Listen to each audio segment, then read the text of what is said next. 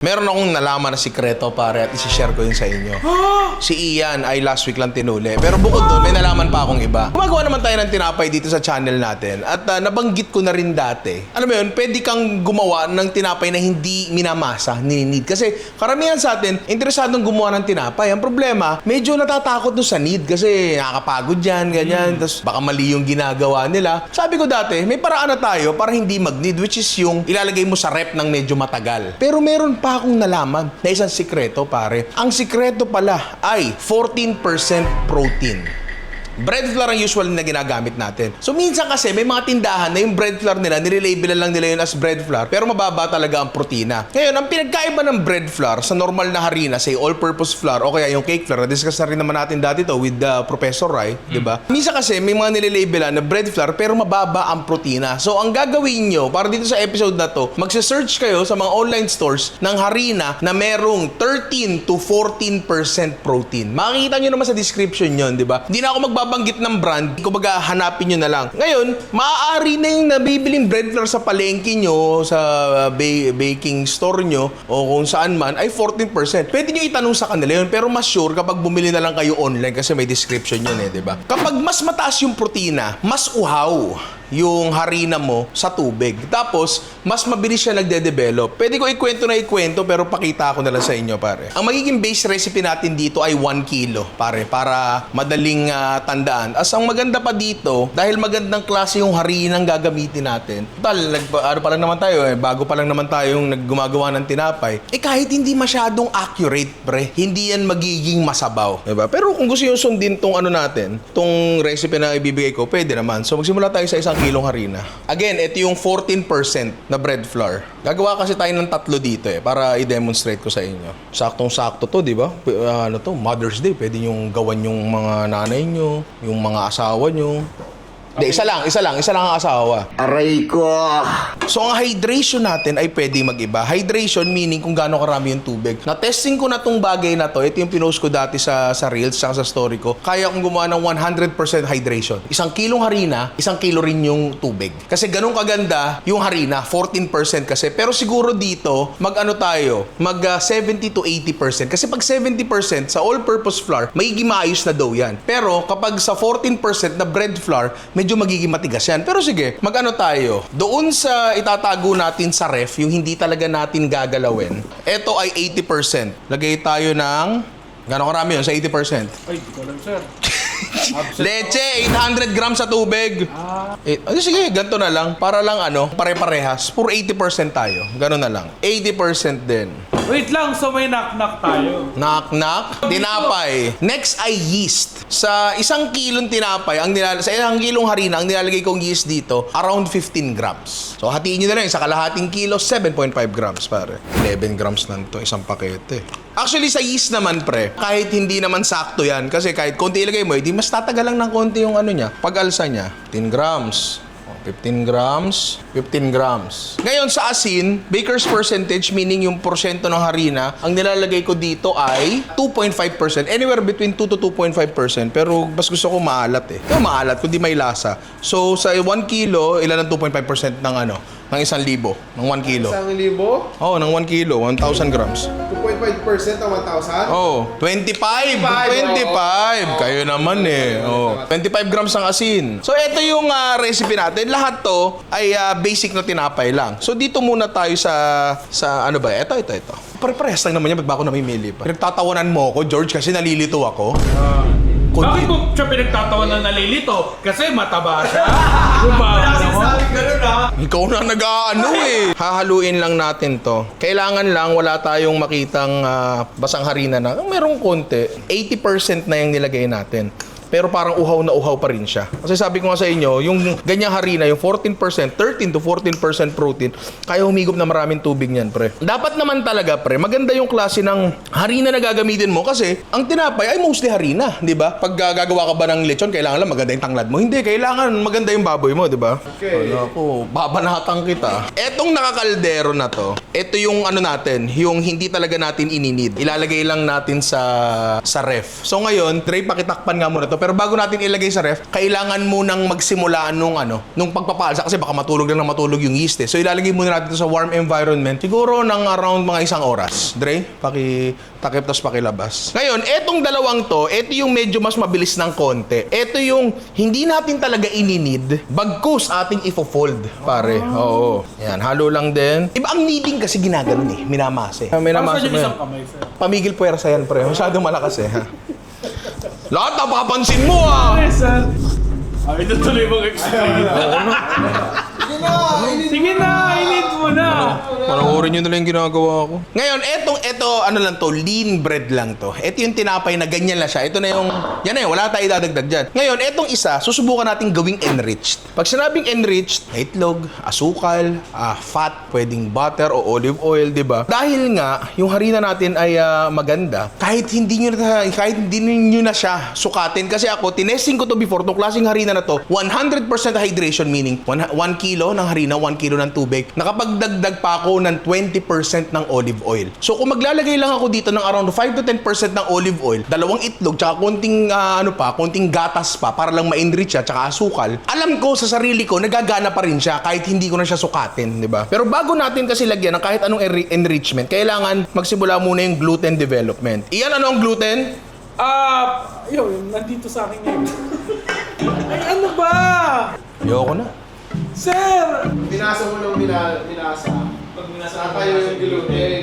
Hindi ka naman mali doon. Ang gluten again ay yung protina na nandun sa loob ng harina na nag-activate kapag nilagyan natin ng tubig. Ngayon, kaya kailangan muna natin siyang simulan kasi kailangan medyo nag-form na siya ng konti bago tayo mag-introduce ng fat. Kasi 'di ba merong fat na tinatawag ay shortening. Ang shortening, kung di ako nagkakamali, dahil kung bakit shortening ang tinawag diyan kasi nilalagay yan sa dough to shorten the gluten strands. At ayaw muna natin nun. Mamaya na yung bagay na yun. Knock knock.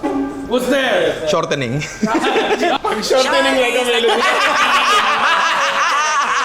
So, ayun, nahalo na natin sila. Hindi pa maganda yung pagkakahalo niyan. Pero ang kailangan lang talaga dito sa step na to ay mabasa siya ng tubig para magsimula na yung gluten formation. Hindi naman masyadong mabigat sa loob mo. Di, simulan mo na masahin yan. I-need mo na yan, pare. Pero ito nga, tulad na like ko sinasabi, ito ay autolyse. Autolyse ang tawag sa step na to kung saan yun nga, binibigyan natin ng pagkakataon sila muna ang magtrabaho bago tayo. Kasi dapat iba magtrabaho kaysa tayo. Di ba? So, yun, bigyan lang natin to ng around 20 to 30 minutes, pare. Kahit isang oras pwede naman. After mga 20 to 30 minutes, pare, eto na sila. Kung mapapansin nyo, medyo mas umalsa na siya ng konti. Meaning active na yung yeast natin, pare. Buhay na siya. Ngayon, usually, kapag nagtitinapay tayo, harina yung nilalagay natin sa kamay, di ba? Para hindi manikit. Di ba? Ganon. Tama. Di ba? Ngayon, dito, tubig ang gagamitin natin. May tubig tayo dito. Ngayon, tinan nyo to. Stretchy na siya agad, do. Wala pa tayong ginagawa. Ayan, no? Ngayon, ang gagawin natin dito, tubig lang. Konting tubig lang, mabasa na ng konti. Tapos, hilahin nyo, tiklop. Hilahin nyo, tiklop. Kung tutuusin yung ganyan klaseng gluten formation, mahirap makuha yan sa pangkaraniwang all-purpose flour na hindi mo nininid. Dito, wala pa tayong ginagawa, pre. Di ba? Opo! Yes, sir. Takpan na to, yung takip nito, tapos ilagay sa, ilagay na sa rep yan. Kahit 7 araw sa rep yan, okay lang yan, pare. Walang problema yung bagay na yan. Kung tutuusin, kapag nilagay nyo sa rep ng 7 araw, yan, gawin nyo gabi. Kinabukasan, ready na yan. Hanggang 7 araw, tapos patagal ng patagal, pasarap lang yan, pre. Pero, just to demonstrate na napakaganda ng method ng harinang ginagamit natin, hindi ko yan patatagalin sa rep. 4 na oras ko lang siyang iiwan ng nakaganyan. 4 na oras, 5 oras, depende. Kapag masyado umaalsa, kasi ang risk naman ito ay over-fermentation din naman talaga. So, titingnan nyo kapag masyado umaalsa, check nyo, ilagay nyo sa rep. Ang problema lang kasi kapag nilagay sa rep yan, minsan, lumalamig siya, natutulog yung yeast, kailangan mong i-rest na matagal para magising. Yun lang naman yun. Pero at least, hindi ka na magmamasa. Dito sa dalawang to, gano'n lang din yung gagawin natin. Ayan, ang ganda oh. Batak tiklop. Batak tiklop. Walang kneading na nangyayari, hindi nyo pinupuwersa, hindi nyo pinapagod yung sarili nyo. Ngayon, di ba, alam nyo naman, kapag tapos natin gawin yan, pinaalsa natin yan. Nira-rice natin yung bagay na yan. Nire-rest natin para mag-rice siya. Dito, kasabay na nangyayari yung first rice, yung initial fermentation, yung bulk fermentation, kung tawagin. Tsaka, yung pagde-develop natin ng gluten. So, habang ginaganyan natin yan, umaalsa na rin yan, pare. Okay. So ngayon, Etong isa, to. Yan, nasa kaldero. Again, pwede ilagay sa rep. Pero iiwan ko na lang yan dyan ng matagal. Etong, mas matagal lang konti kasi ayaw mong galawin eh. Etong dalawa, mas mabilis ng konti ito. So ngayon, ang next step natin ay, i-rest uli natin to for another 20 minutes, pare. Tapos magtiklop, ganyan, hindi ka nagpapagod. Tapos hindi ka nagkakalat sa lamesa. Kasi di ba pag nagkakalat ka sa lamesa, ginagawa ito, wala. Ganyan lang, 20 minutes, tapos babalikan natin yan. Ngayon, sabi ko yung isa, gagawin nating enrich, di ba? Lalagyan natin ng asukal, itlog, mantika, o butter. Pero mamaya na yun, pare. Kasi kailangan pa natin i-develop ng konting gluten bago tayo mag-introduce ng fat, pare. So, 20 minutes ulit, pare. 20 minutes na naman ang nakalipas, ere na siya. Irishaimasu. Kita nyo? Mas umalsa na. Tapos Amity, focus mo nga dito. May bula na. Diba? So may nangyayari na talaga. Walang nangyayari. Ganun lang uli. Batak, tiklop. Pag lumalagkit, basain ang kamay. Walang kneading, pare. Ha? Meron pa isang technique, yung coil fold kung tawagin. Kung saan kukunin mo siya, babatakin mong ganyan, tapos ititiklop mo. Ikot mo siya, basa ng kamay, kunin mo siya, batak mo ng ganyan. Ganun din eh, same idea eh. Binabatak ko tapos ititiklop mong ganyan. Sa ganitong pamamaraan, mas kikinis yung taas ng tinapay nyo. Pero ang importante dyan, basta nire-rest nyo, binabatak nyo ng konti yung gluten, gagana yan. Pre, ang ganda na oh. Tignan nyo. Diba ang kinis na. Oh, pakilabas ulit ito, George. Dito sa isa natin, ito yung sinasabi kong i-enrich natin, di ba? Pahingi nga ako ng gatas.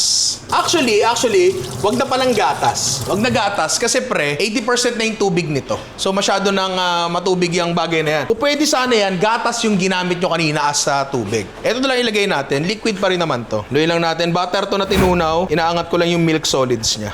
Yan, mga ganyan. Siguro mga kalahating butter yon. Isa pang nilalagay na klase ng fat sa enrichment ay Itlog. Congrats. Tama. Again, isa pang klase ng enrichment ay asukal. Asukal. Ang daming langgam ng asukal, pre. Para sinasadya na natin to eh. Kita nyo, wala tayong sukat-sukat na ginawa. Sukat! Galing! Tama yun. Ngayon, kahit walang sukat nga eh. Yun nga yung sasabihin ko. Kahit walang sukat-sukat. Alam ko, nagagana to kasi matibay. Yung Matibay! Mang, ingay nila oh. Ganun lang din. Ganun lang din! Dahil ito ay may mantika nga, medyo mas mahirap siyang haluin. Pero, tsasagayin nyo na ng konti, stretch and fold lang, stretch and fold. So, ganun lang uli. Rest lang uli for another 20 minutes, pare. 30 minutes! Leche!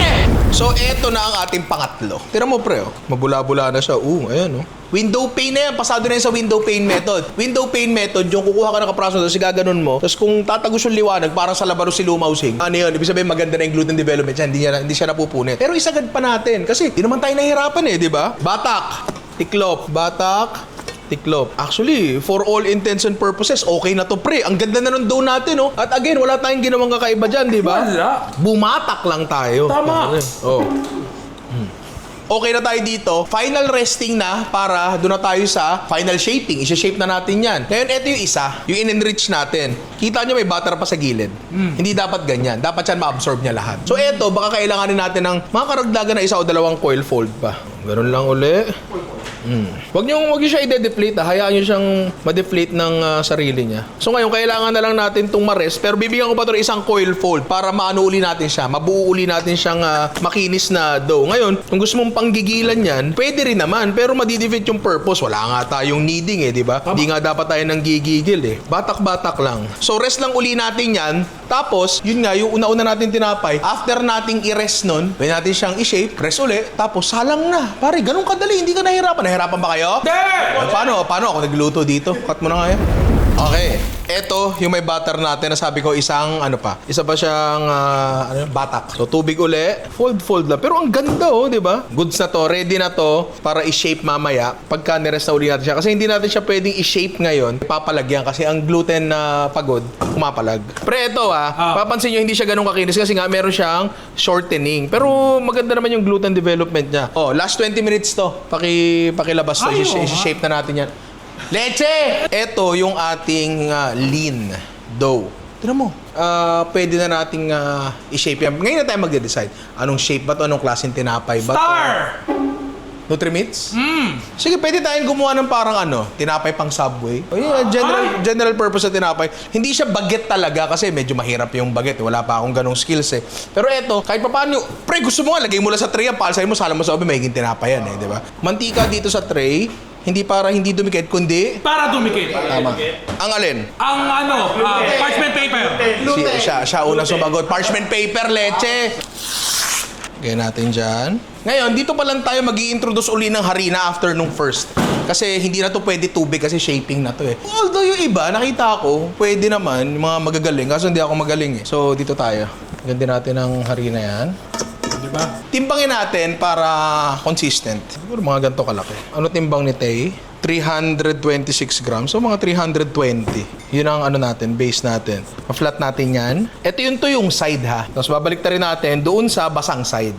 Tapos, isasara natin yan. Ito na yung natural na shape niya eh. So, umayo na lang tayo dyan. Kunin natin yan. Gawin mo dyan. Gawin mo dyan. Gawin mo dyan. Ang ginagawa natin dito, ginagawa nating mahigpit yung balat para mas maganda yung alsa niya. Again hindi po ako hindi po ako baker. Talaga, hindi ako marunong masyadong gumawa nito. Ano lang, kumbaga kung kaya ko tong gawin, tapos hindi naman ako baker talaga, magagawa nyo rin to. Kaya nga ako hanap ng magandang paraan, madaling paraan para gumawa ng tinapay kasi hindi nga ako magaling. Tapos sila nyo to, meron ako nito, bench scraper. Gaganyan rin natin yan, ibabatak natin. Kailangan malagkit yung ilalim ha, para bumatak siyang ganyan. Ayun, humihigpit siya. Ngayon, eto naman dito, sa malaking to, isang malaki tayo, di ba? Hindi to magmumukhang sourdough kasi hindi naman natin ginamitan ng sourdough starter, tapos hindi naman natin to gagamitan ng mga kakaibang technique. Pero isang malaking tinapay lang, parang mga tinapay na Princess Sarah, alam mo yun? Simula ngayon, pinagbabawal ko ng mga panot dito. Yung side nandito, yung basang side nandito. Oo, basa siya, kaya didikit siya sa sarili niya.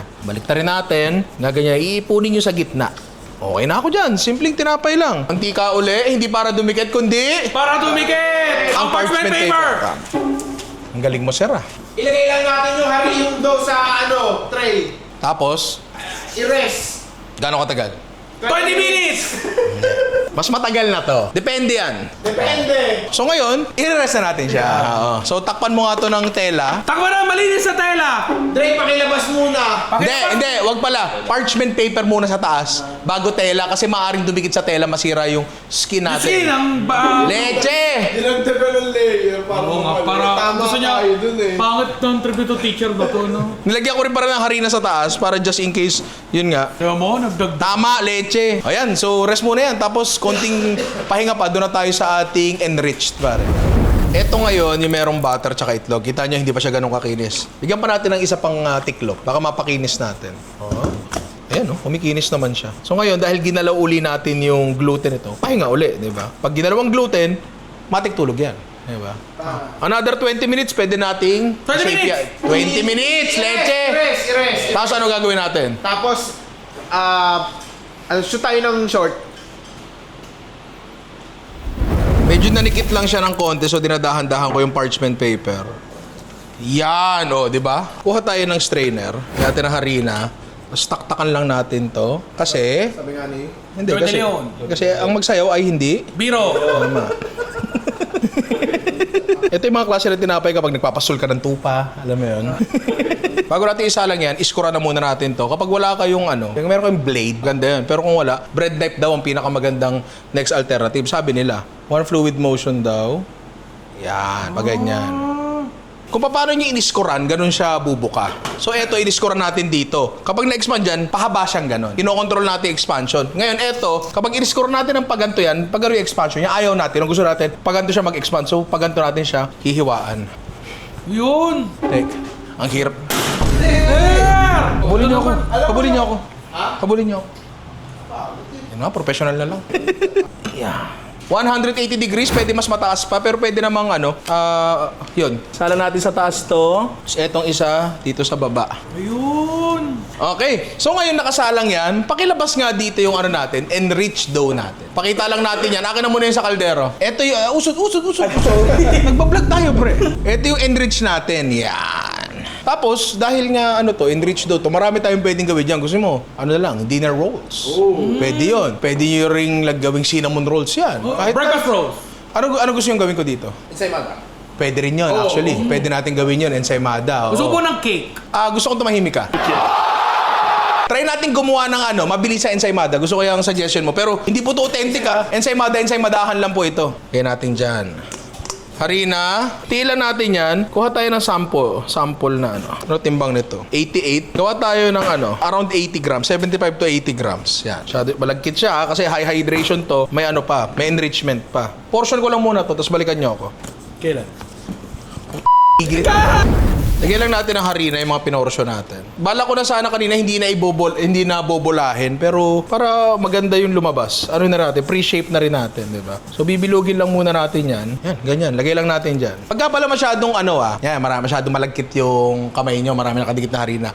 Mas maganda na huwag nyo hugasan ng tubig. Hugasan nyo ng harina, pre. Mababawasan yung mga libag-libag niyan kasi kapag tinubigan mo, magiging... Tawag tinapay ka. Tama. Bobolahin lang natin to kasi dapat tapos na to eh. Si Alvin gusto ensimada eh. So mas matagal tayo. So bolahin lang natin to, tapos mamaya isi-shape natin ang ensimada, tapos ire-rest uli natin. So eto na yung mga pinorsyo natin, na-rest na siya ng konti, pwede na yan. Ngayon etong ensimada na to, medyo crude na ensimada lang to. Ang ensimada kasi, medyo parang laminated dough. So lalagyan natin siya ng crude lamination. Kunin natin to, pa-flat natin. Pinaka-flat na kaya nyo. Iba nakikita ko sa Bulacan, flat na flat talaga eh. So meron tayong dito, softened butter. Again no need tong tinapay natin, pre, hindi kailangan. Pahira natin yan. Tapos iro-rolyo natin. Yan. Tapos usually, kapag may ahas ka ng ganyan, nilalagay na ito sa lalagyan ng ensimada. Parang bulaklak, pre. Pero wala tayo nun. Sige, ganyan nyo yan. Huwag po muna nating husgahan yung itsura niya. Huwag po muna. Huwag nga munang husgahan yung itsura niya, kakasabi ko lang. So, ganun lang muna yung gagawin natin dito. Medyo matagal-tagal to. So, cut mo muna yan. Eto na siya. So, mapaalsahin pa natin ito na isa, tapos pwede natin isa lang. So, pakilabas na uli ito dyan, pakitakpan ng maayos. Tapos, sakto, yung tinapay natin na sinalang kanina, okay na. Pre! Tingnan mo! Para ka nasa isang bulangri. Uy, Diba? Pre, no need yan. Ang balik mo doon. Hindi pa na kailangan eh. Hindi, pre. So ngayon, palamigin lang natin to bago natin hiwain. Hindi pwede kasi kasama sa baking process yung cooling. Kinain mo na siya agad, hindi pa established masyado yung structure niya. Nagmamash pa siya, di ba? So, yun, palamigin lang muna natin, di ba? Nga pala, Mas puti ito! etong kabilang side, eto yung mukhang mga artisan-artisan. Yung mas maitim na ganyan. Ngayon, yung amin kasi ay convection oven, so dito bumubuga yun. Sa side, kaya mas maitim. So kung gusto ko sanang magmukhang ganyan talaga, sana biniligtad ko. Pero wala namang problema doon, pare. So palamigin lang muna natin yan, paalsahin lang natin yun, tapos pwede na tayong magsalang, pare. Eto na yung mga umalsa nating ensimada. Again, wag nyo po munang husgahan. Wag po muna. Konting pasensya lang po. Ngayon, sasalang na natin to. 150 degrees yung oven natin. Mahina lang para hindi lumutong yung ensimada. Nakatim ka naman ng malutong na ensimada, parang hindi masarap yun. Dapat yan malambot lang. So, dyan muna yan. Tapos, gusto ko na ipakita to. Eto, yung tinapay, nasabi ko, isang beses lang nating hahaluin. Diba? Pagkahalo natin, nilabas na lang natin. Yan, gano'ng katagal siya doon? 4 na oras? 4 na oras. So, para lang patunayan na yung tinapay na hindi natin minasa, basta ginamitan mo ng harina na 14% gagana, isi-shape pa rin natin to. Baka sabihin nyo, ganda ng gluten development yan, pare. Hindi mo na kailangang masahin talaga. Hindi ko sinasabi na ang pagmamasa ay isang katang isip. Hindi yun ang sinasabi ko. Ang sinasabi ko lang, mas magandang harina, mas maganda resulta. Ganoon naman eh. Mas maganda klase ng baboy, mas masarap ang ulam. Di ba? Ganoon lang naman yun. Ngayon, paano natin isasalan to? Anong gagawin natin dito sa... okay. Simple. Gawin natin focaccia na lang. Gawin na natin simpleng focaccia. Di ba? Total, andito na tayo eh. Olive oil. Kalat mo dyan. Lagay na natin to dyan. Kapag halos na occupy nyo na yung buong tray, okay na yan, aalsa pa naman kasi yan eh, di ba? Paalsahin lang uli natin to, around mga 20 minutes, tapos pwede natin isalang yan, pare. Okay na tswa. May konting browning pa rin siya. Pwede na. Again, wag nyo po munang husgahan hanggat walang keso. Keso magpapaganda dyan. Pero kuha tayo ng isa. Para malaman lang natin kung luto na. Naknak muna. Oy! Who's there? Tinapay ho!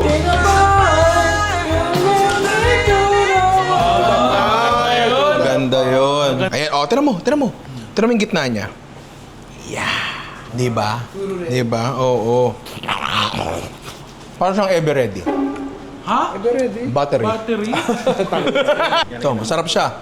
Diba? Pero kung totoong ensimada to, pre, mas matamis sana yung dough ng konti. Pero may tamis pa naman tayo mailalagay dyan. Pero again, ang gusto ko lang ipakita dito, kapag nakagawa ka na ng isang magandang master dough, ikaw na isang master baker.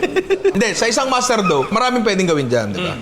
Yun. Lagay natin butter dyan. Kasi gagawa na tayo ng buttercream para dun sa ating ensimada. Pero bago pala yan, labas ko muna to. Yung pa rin, ensimada pa rin. Mixer natin to. Palalambutin lang natin yan. Lagyan lang natin ng asukal yan. Yan. Yung mga pangkaraniwan yan, sabi nga ni Alvin, melted butter lang yun, o kaya softened butter, o kaya margarine. Tapos, asukal. Yun yung sa panaderya.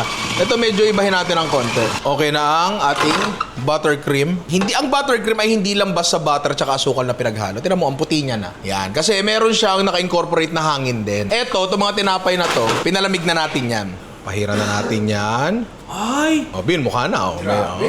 Pa-check nga nung isa nating batch doon kung malamig-lamig na. Kasi pinipili ko yung magaganda. Iba kasi si Andre gumawa eh. Ngayon, eto, kuha tayo ng keso. Na-freezer tong keso na to. Hindi to gagana, pre. Ang pangit to, tinan mo siya, pre. Ay, gawa ni Andre. Hindi, tinan mo. Crumbly siya eh.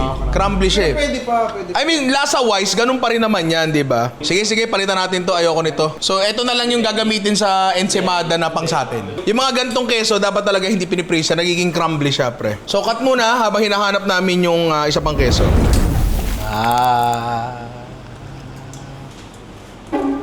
Galing, magic. Ngayon, wala na kaming keso. May mga keso dyan na freezer na. So, sala na lang natin. Parmesan cheese, pare. Diba? Pre, Parmesan ensaymada. O, diba? Sabi sa inyo, huwag nyo muna husgahan yung ensaymada ko eh. Diba? Sabi ko sa inyo eh. Hirap kasi sa inyo, pork hugis tayo na agad. Hindi ganun yun, sir. Bago ko i-plating to, isasalang ko lang tong ito, pre. Yung focaccia natin. Yung pre, yung hindi talaga natin, minix lang natin, hindi talaga natin ginalaw, diba? Tapos asin sa taas. Salang na natin yan, day. Napaka-social na ensaymada yan. Pre, ito yung mga klase ng ensaymada na ipapakain sa'yo ng kaklase mo na meron dilatang soft drink sa rep. At eto na, pare, ang ating no need ensaymada, pare. Mukha namang napakasarap. Pero Sir! Ba't tumitikim-shot ka kaagad, sir? Nauna na eh! Titikman ko na yan kasi tinikman ni Alvin yan. Pero bago yan, Jerome, sumo ka muna. To Konti whoever lang. may need this nugget of encouragement, things will be alright, so quit your worrying. I get it, the odds seem stacked back against the wall, but even consider it such, no, you'll stand tall. Sat and watch from the sidelines, one too many times, wicked games we play, make me wanna lose my mind. Found solitude, knowing it'll be over soon. Ever need a boost, count on me for the 1-2. Trouble don't last when the tough get going. Baby, all we do is win, so show me my opponent. Adversity, doubt, stress. Para sa isang klaseng tinapay na hindi naman natin inintend para gawing ensaymada, okay siya. George, halika dito. Pwede akong ganito? Sige, sa'yo na yan. Tinikman ko rin naman to, kanina, nakakat. Yung may gamit na normal na keso. Kasi baka isipin nyo, masarap lang kasi Parmesan cheese. Hindi! Masarap ang Filipino cheese, pare. Ano to, angkla sa kabataan natin, di ba? Nakita nyo, napakadali. Hindi natin minasag. Ginanong-ganon lang natin ng konti, di ba? Di mo kailangan ng equipment, di mo kailangan pagpawisan. Ginaganon-ganon lang natin, tinapay ka dito. Ang gusto ko lang talaga i-impart dito or ipakita sa inyo, tinapay na hindi natin mano-manong minasa, na ginamitan natin ng 13 to 14% protein, ay maganda pa rin ang kinalalabasan, di ba? Ayan dalin mo yan sa bahay, meet the parents na nililigawan mo, ay pucha, pre. Masasapak ka talaga. Sabi sa'yo, pre, matutuwa sa'yo yung inana, matutuwa talaga. Eto, effective. Ngayon, baka pwede natin tikman yung mga plain na tinapay, yung kanina, pakidala na dito. Pre, ito yung mga tinapay natin na plain lang. Hindi pa ito yung mga artisan na tinapay. Pangkaraniwan tinapay lang to, pre. Kita nyo naman yung ginawa natin. Hindi nga natin minasa, di ba? Kumain natin sa gitna. Tingnan mo yan. Ang ganda. Tingnan mo, mukhang legit na tinapay. Di ba? Ngayon, ito isa naman. Ito natin to. Dapat parehas lang to. Oh, pare. Same lang, ayun, no? Oo. Mukha naman siyang masarap, di ba? Pero paano natin malalaman kung masarap yan? Sige, Jerome. To whoever may need this nugget of encouragement, things will be alright, so quit your worrying. I get it, the odds seem stacked back against the wall, but even consider it such, no, you'll stand tall. Sat and watch from the sidelines, one too many Sausawan times. dyan. Ito. Ay, toyo. Balsamic vinegar, leche. Balsamic vinegar, konting olive oil, lang, konting asin. Tapos kapag walang Italiano nakatingin, lagyan mo konting asukal, ha? Manatin muna to, maliit. Pero parang mga nabibili mo sa mall yan eh. No? Yung mga ganyan, di ba? Tikman muna natin ang walang sausaw. Pero tira niyo to. Ang lambot ng gitna. Sanay tayo sa tasty, sa sliced bread. Meron tayo sa tasty, ito yung tasty malambot. May browning yung labas niya, yung crust, pero malambot pa rin yun. Ito, magkaiba yung texture ng labas, at saka loob, di ba? Ang pandesal, in a sense, parang ganun din, pero lalo kapag bagong luto, ang lutong. Ngayon to, ba natin yung may sausawan. Uy, sa wakas. Siguro for the lack of better term, masarap siya. Decente siyang tinapay. Lubili ka dito. Yun. Hello. Gabi na po gabi na po, gabi na po. Pakita mo anong oras na. 8:30 na po ng gabi, ha? Sarap. Okay sa'yo. Okay sa'yo. Kunin mo na yan, sir. O, di ba? Para sa tinapay na baka minimum ang effort, napakaganda ng resulta. Try naman natin to na dapat, yun din ang lasa niya. Ang lambaw. May mga brown-brown na harina na yan. Ang tsutsal. Ngayon gusto ko lang din sabihin speaking of amag, eto mga ganito tinapay, walang additives, walang, kasi usually mga tinapay sa bakery, meron yung ingredient kung tawagin ay anti-amag. Para saan kaya yun, Alvin? Meron. May anti-amag yan. Para matamis din. Para hindi amagin, syempre, di ba? So, kinabukasan, medyo mas mabilis ng konti yung buhay nito. Bukas, iba na texture niya. Tikman natin to.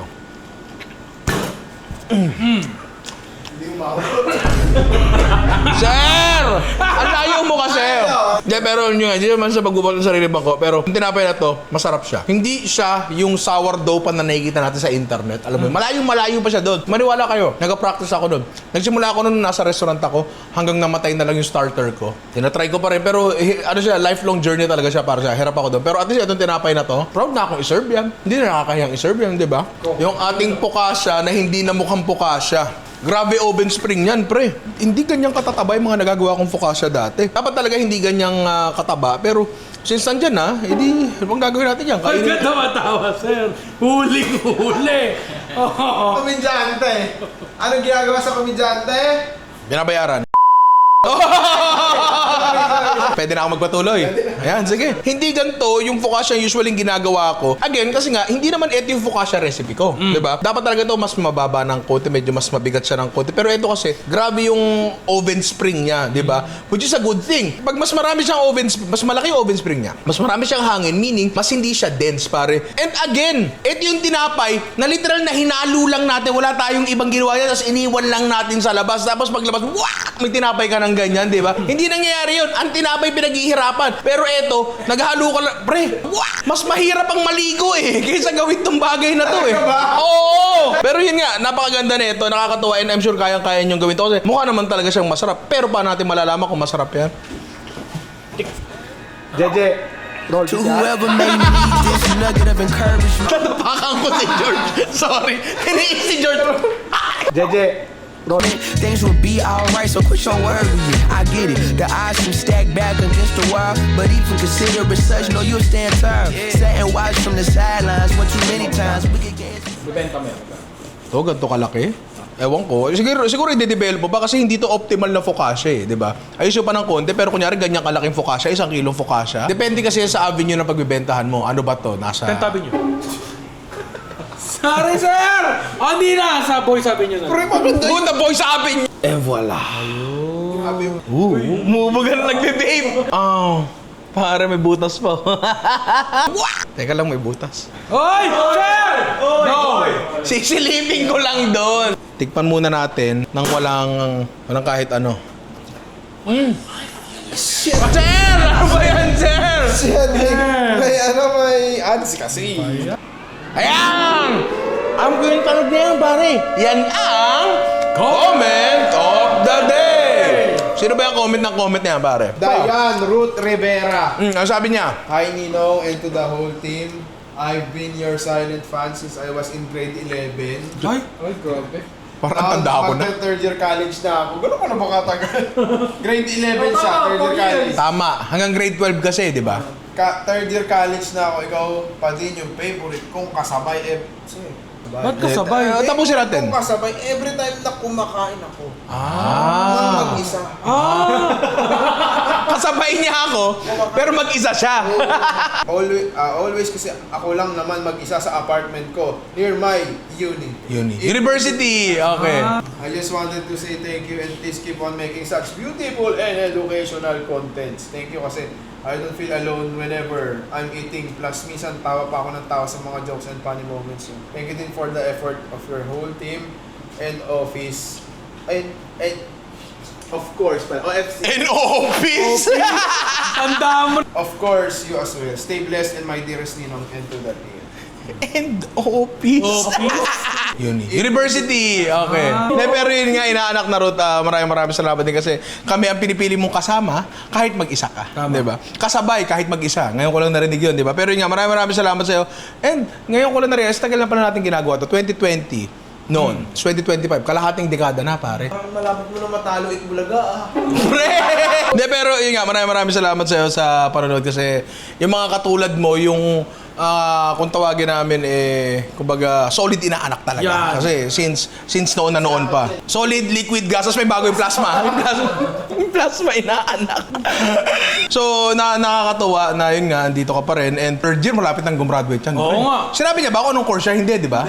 Pero depende na lang kung magdodoktor ka, baka next decade ba tayo magkita. Pero napakatagal na, pero andito ka pa rin kasi maraming tao na ako, ano din naman ako, bukod sa content creator, consumer din naman ako ng content. And napapansin ko rin na yung yung sarili kong habit sa panonood ng content, nag-iiba rin talaga. So kung dati nanonood ako nito, mawawala siya sa algorithm ko, hindi ko rin siya panonood. Tapos bigla ako maisip, nasaan na kaya itong taong to? Tapos ako siya isa-search, ay nag-upload pa pala siya, ba't na kaya di siya may cycle eh. May cycle talaga, minsan nawawala tayo sa algorithm na ibang tao, pero ikaw, nandito ka pa rin, di ba? And alam ko hindi lang ikaw, alam ko marami kayo inaanak ko, kaya maraming salamat sa inyo. 5 taon pa lang tayo, matagal pa tayo magsasama, di ba? Tikman ko na pala to. Pero ngayon, tikman natin ng may sausawan. Yung sausawan yung ano pa rin, balsamic tsaka olive oil na may asin tsaka walang asukal. Parang ang pangit sabihin nito. Pero parang mas masarap pa to kaysa dun sa ginagawa kong focaccia. Ba, ikaw natikman mo na yung ginagawa kong focaccia. Yung 100% hydration. Si Asyong mahilig sa ganito eh. Tama, sanay tayo sa malambot. Tikman mo ako. Ano mas gusto mo? Ito o yon? Mas okay sa yan. Yung ginagawa ko kasi 100% hydration, 20% olive oil. Ang daming mantika nun, pare. Pero masarap kasi good quality olive oil naman yung ginagamit ko. Pero ito, ang sarap. Tapos konti lang yung olive oil na nilagay ko, pre. Tapos mas malambot siya. Diba? Ang pananaw natin sa paggawa ng tinapay, kailangan mong paghirapan. Kailangan mong masahe na ganyan. Kaya typical trope sa atin yung panaderong pawis sa pawis. Kasi mainit yun, tapos talagang ganun pa rin naman yung ginagawa nila. Pero may paraan. Para kung ikaw ay home baker lang at di mo naman ninegosyo, pwede mong gawin to, pare. Darating yung tita mong judgmental. Yung tita mong judgmental na nakapunta ng Italia, na nakapunta ng Dubai, na nakapunta ng Japan, na sanay sa finer things in life. Tapos pakakainin mo ng ganyan, ay hindi ka tatanungin lang, ba't di ka pa nag-aasawa? Tatanungin ako kung magkano na ipon mo. Pero alam mo yun, at least bumait ng konti. Ano to, pare? Magugustuhan to ng karamihan, kahit tayo mga Pilipino ay hindi masyado sanay sa ibang tinapay sa labas ng tasty o pandesal, di ba? Kasi malambot to, pre, pwede ako matulog dyan, mamantika nga lang, pero makakatulog ako dyan, di ba? Tsaka masarap siya, pare. Sir, ano yung na-explain mo? May na-explain ka kanina, sir eh. Knock-knock. Ay! Hindi, wala. Nag-isip ako ng knock-knock. Knock-knock! Tinapay! Tinapay ho! Tinapay! Ngayon lang ka! Ang layo! Oy! Pero kasi natawa ka! Yun yung mahalaga doon. That is the spirit of the activity. Oy! Who's there? Tinapay. Tinapay who? Kailangan pa ng hangin sa iyong tinapay. Wala ko! Puno ang langit ng tinapay! Pwede na yan! Ikaw na lang! Si Kevin pa! Ikaw pa! Knock! Who's there? Tinapay! Tinapay who? Tinapay sa loob. Who's there? Tinapay. Tinapay ho! Paano ba to? At hindi ipagpapalit sa kahit na sino man. Ngayon dumating ang araw na kanyang ang muling Ano ba? Asan yung tinapay? Ganto na lang. Sado na lang si BD. Wala siyang tinapay, wala siyang knock-knock ngayon. 2 knock-knock niya next time. Yo! Pucha, sasabi, ang knock-knock natin next time, Pegato alla Veneciana. Let's go. Pero nga mga inaanak, sana nag-enjoy kayo dito. And kung nag-enjoy kayo dito, ayan, click nyo lang yung mga ibang video. I love you mga inaanak. Leche, nag-rap ka pa.